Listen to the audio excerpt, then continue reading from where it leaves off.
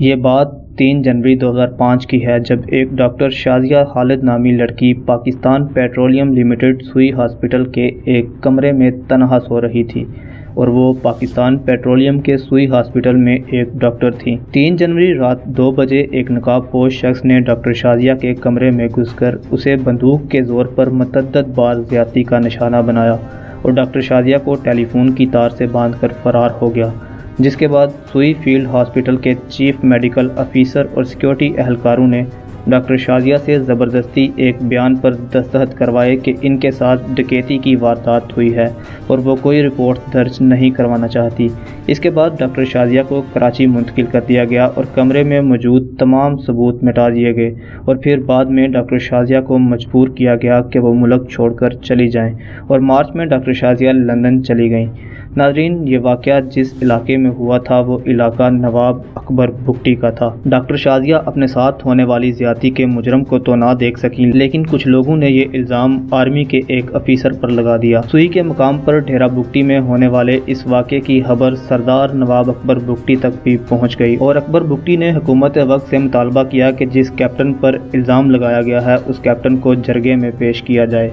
اور وہ آگ کے کوئلوں پر چل کر دکھائے کہ وہ بے گناہ ہے، لیکن حکومت نے اکبر بگٹی کا یہ مطالبہ ماننے سے انکار کر دیا اور مسلح افراد نے سوئی فیلڈ پر درجنوں راکٹ حملے شروع کر دیے، جس کی وجہ سے کراچی سمیت ملک کے بڑے بڑے شہروں میں گیس کی سپلائی بند ہو گئی۔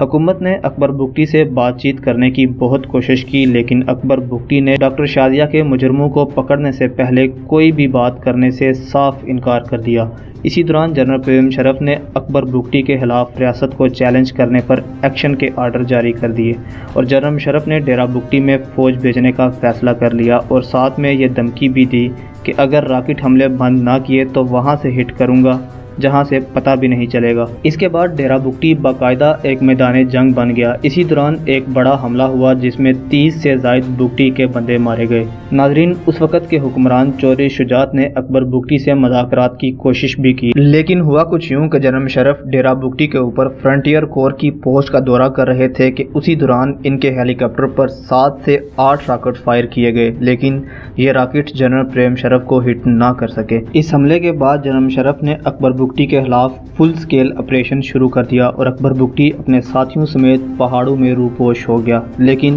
کچھ ہی دنوں بعد آرمی نے اکبر بگٹی کو ساتھیوں سمیت ایک غار میں سے تلاش کر لیا اور جیسے ہی فوجی اہلکار غار میں داخل ہو رہے تھے کہ اچانک غار کی چھت نیچے گر گئی اور اکبر بگٹی اپنے ساتھیوں سمیت وہیں ہلاک ہو گیا۔ اسی غار میں 4 فوجی اور ایک افیسر بھی شہید ہوا۔ اکبر بگٹی کی لاش کو نکالتے 6 دن کا وقت لگ گیا۔